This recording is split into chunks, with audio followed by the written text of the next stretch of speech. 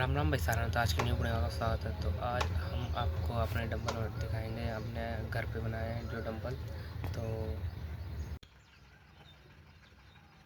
ये डंबल बनाए हैं हमने एक्सरसाइज की करने के लिए। और ये भाई करीब करीब 5 किलो का होगा एक डंबल। और आप इससे एक्सरसाइज बड़ी अच्छी तरह से कर सकते हैं इससे।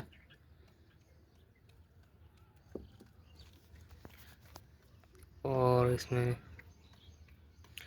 5-5 kg के दोनों डंबल बनाए।